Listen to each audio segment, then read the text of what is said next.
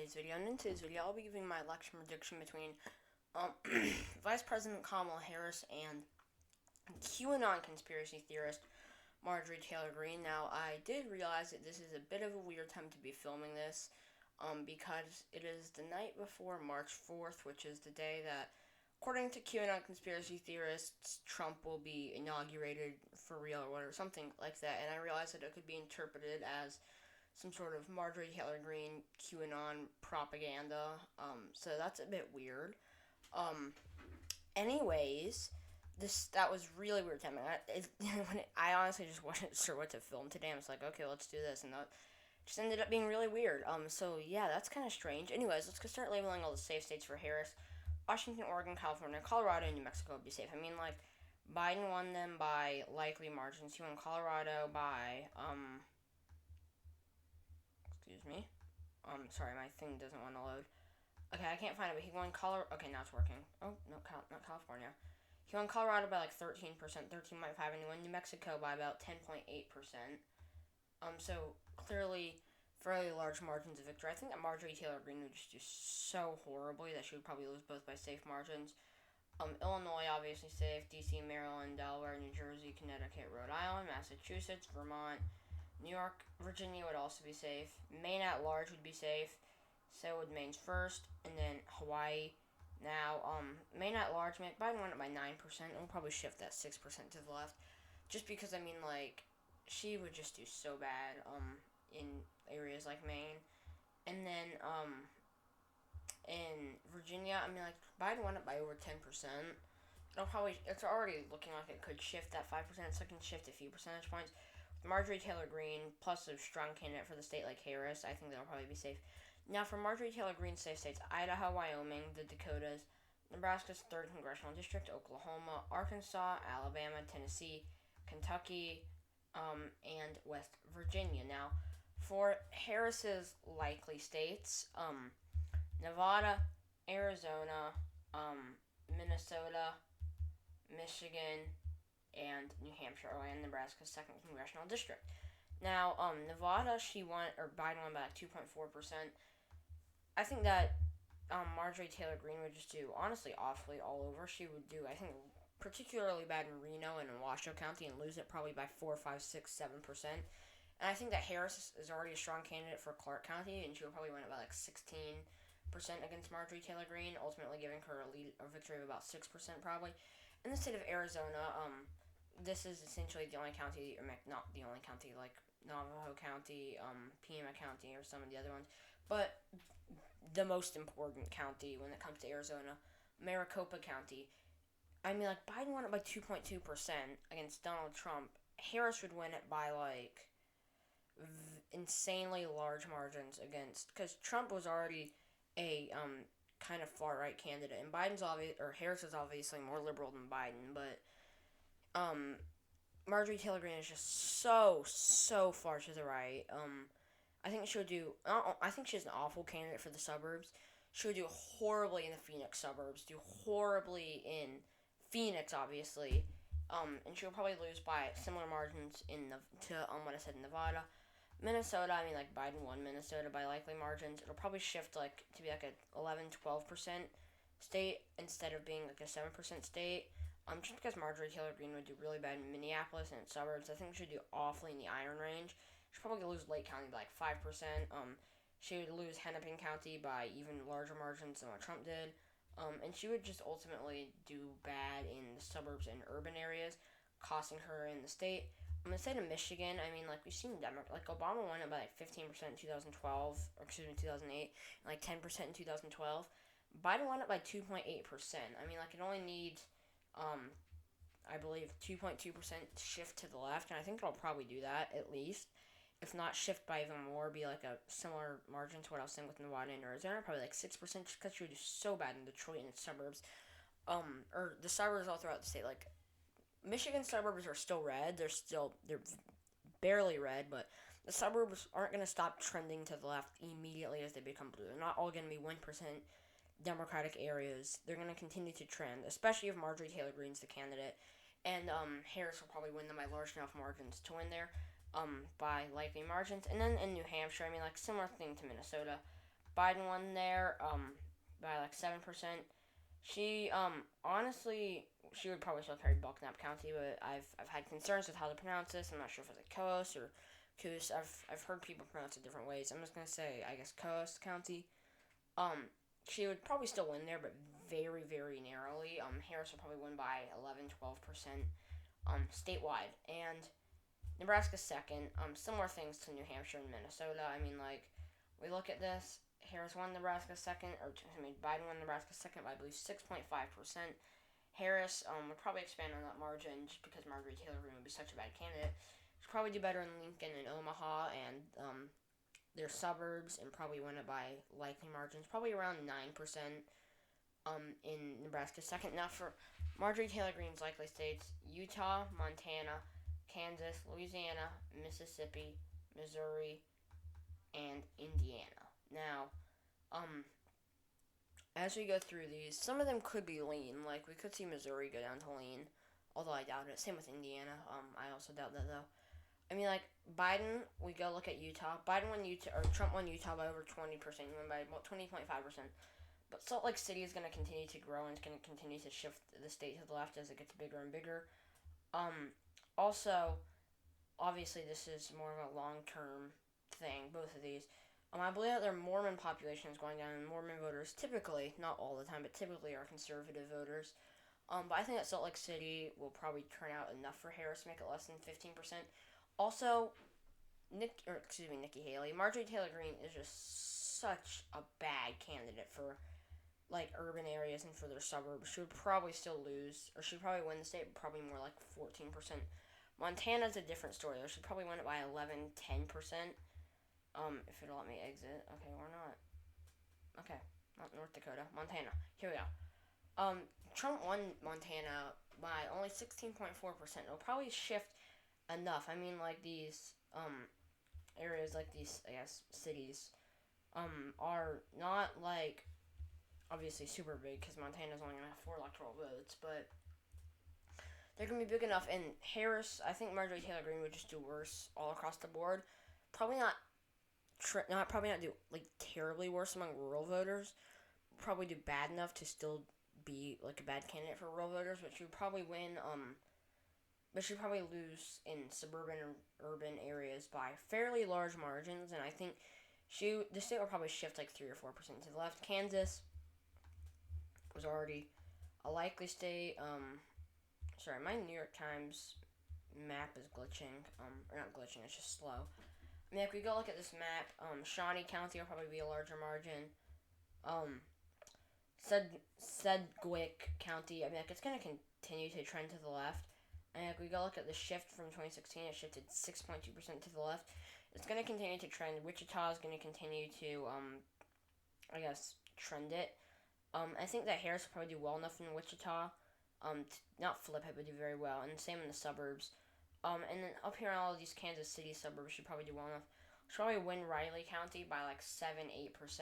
And that will, I think, probably get her to a 8% loss, 9-10% loss, something around there. Missouri now, we can actually just go right over here. Missouri, like Trump won it by like similar margins to Montana. He won it by 16.4%. Harris will probably do well enough in the St. Louis suburbs, in St. Louis City, St. Louis County, St. Charles County. She'll probably do well enough in these areas. Kansas City, and its suburbs, even its suburbs in Kansas, which would obviously not like flip Missouri, but I think that she'd do well enough in these areas to do well, because she would do so much better in Kansas City and St. Louis than probably Biden would in general. But she's going to do better in the suburbs, and considering the fact that Marjorie Taylor Greene is also the Republican nominee, it will not be good for her. In Louisiana and Mississippi, let's just go down through Arkansas. Okay, if this thing wants to go slow, then we can just go exit. And Louisiana, I mean, like, Trump won it by like 19%. It'll probably be like a 14% margin of victory. It'll probably shift just a little bit. It'll probably do well enough in New Orleans and Baton Rouge to be able to do well enough.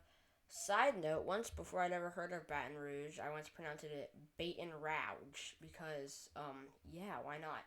Anyways, back to this. She'll probably do well enough in New Orleans and Baton Rouge, and just do honestly well enough in a lot of these suburbs and these rural areas. She'd probably not do like amazing in, but she'd probably do well enough to be able to make it shift it 4 points.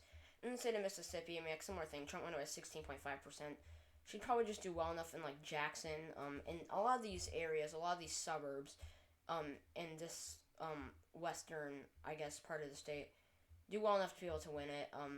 Do probably or not win it, win that area by large margins and be able to shift it like 2, 3, 4, 5% to the left. And Indiana, Obama won it. Trump won it by like 16%. Once again, she'd probably do well enough in Indianapolis and Gary to be able to swing it. She would probably still lose Vigo County. I mean, like, I don't see her winning it after Trump won it by over or about 15%. I think that she'd probably just do well enough in Indianapolis to shift it that like percentage point to the left. Anyways, now for Harris's lean states, Wisconsin, Pennsylvania. I know it might be a surprise. Georgia, North Carolina, and I was debating whether or not to put it in the lean or tilt column. I just put it in the lean column. Maine's 2nd congressional district. Now we go look at these areas. Let's go look at Georgia first. I don't have a Senate map pulled up, I don't think, but there's some map over here. Let's hope that's a Senate map. Nope. Okay, that's a COVID cases map. Interesting. Anyways, if we go look at the Senate map, which I don't have, Raphael Warnock against a candidate that was supposed to be a bad candidate because of how far right she was. Kelly Loeffler lost by like 2% because she was so far to the left, or to the right, excuse me. Marjorie Taylor-Greene is, obviously, Kelly Loeffler is pretty far to the right, but she is farther to the right on another level. She is a whole other, like, type of far, like, there's Trumpist far-right candidates, and then there are QAnon conspiracy theorist, Trumpist, like, radical far-right candidates, and she is someone like that. She would do horribly in the state, lose by 4%, maybe 5%, maybe lose by a likely margin. Harris will probably win Burke County, probably do very well, maybe win Fayette County over here. She would just do very well in a lot of these other areas. She'd probably win Chatham County by a fairly large margin. North Carolina, I mean, like, Trump won it by like 1.3, was it 1.3%? She'd probably do well enough. I mean, like, there are already talks about the Democrats flipping it in 2024, just because the suburbs are continuing to shift and they're expected to do better in areas like Charlotte. I think that she'd do very well in Charlotte and do very well in the suburbs and all these areas. She'd probably win most of these competitive counties, probably in Scotland County. I mean, like, Scotland County is one I always look at.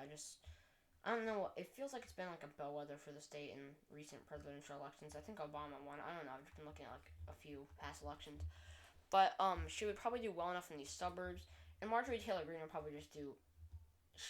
Harris is already a strong suburban candidate, but Marjorie Taylor-Greene is such a weak suburban candidate. It would probably trend enough to the left to make it a 1 to 2% Democratic state. Next up is Pennsylvania. Mac Biden won it by a lean margin. A lot of people I would assume would expect it to be likely. I think it'll probably still be lean. I mean, like, Harris will probably win it by like 3%, maybe 4%.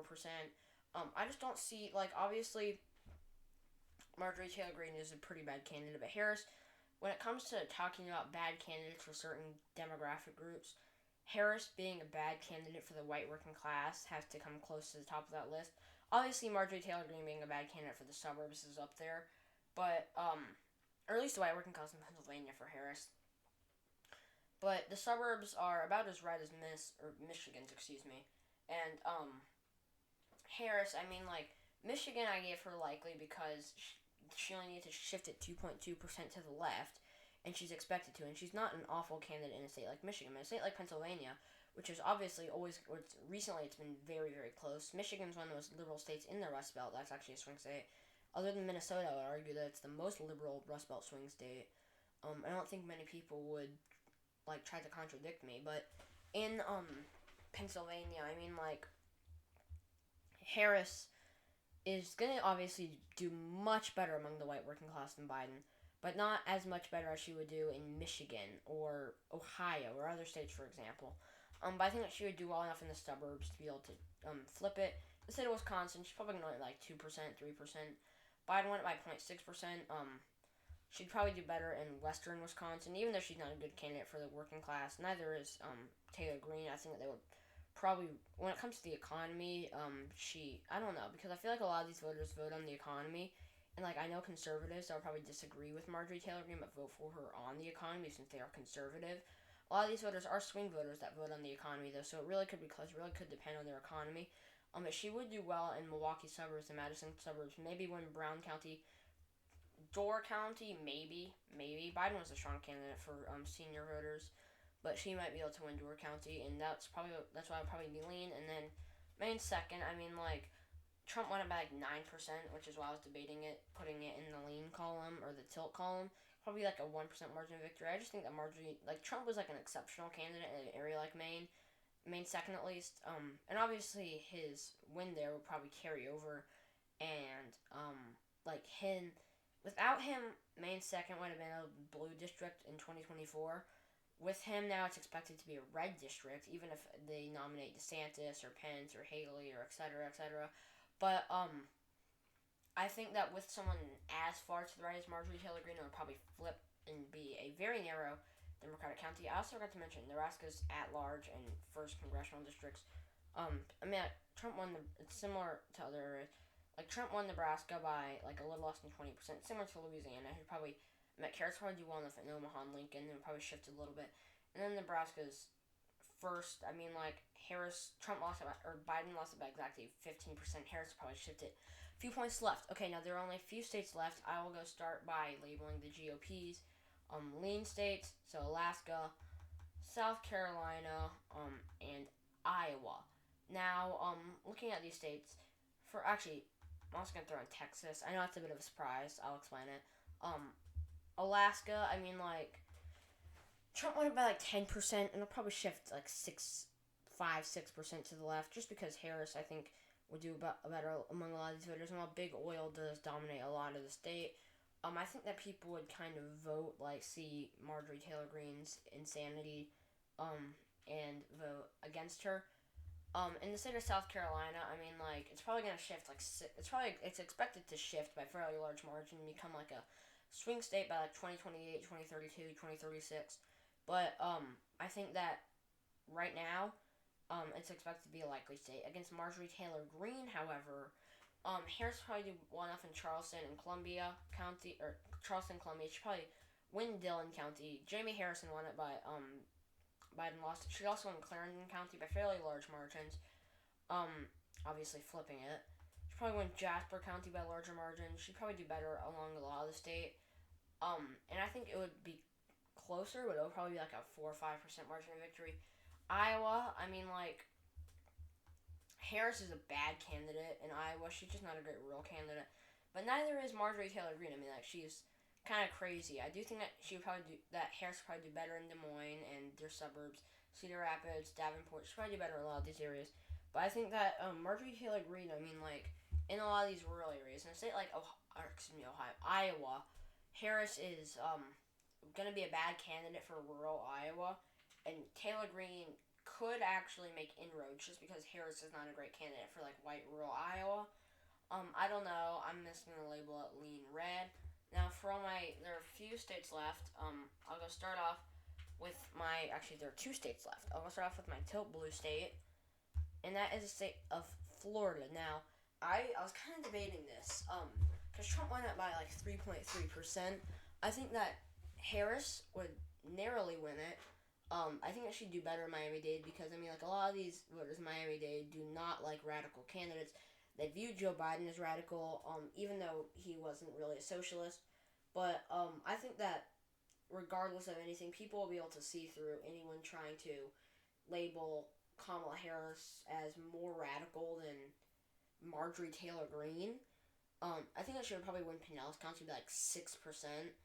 Maybe win Monroe County. Maybe win Jefferson County. Win Duval County by fairly large margins. Maybe win St. Lucie. I'm not sure. Potentially win it. Probably, like I said, win Miami-Dade by large margins, and same with Palm Beach County. And that's why she would probably very narrowly win it. In the state of Ohio, if you haven't guessed, I think Marjorie Taylor-Greene would win. I just think that Like, the suburbs are very red still, and they're going to continue to shift, which could help the Democrats. But I think that Kamala Harris would just be such a horrible candidate for rural Ohio, regardless of who she's against. She'll probably lose it, narrowly, but she'll still probably lose it. So yeah, this is my final map. Thank you guys so much for watching this video. If you enjoyed it, please leave a like. Don't forget to subscribe to my channel and stay tuned for my next video. And I'll see you all there. Bye!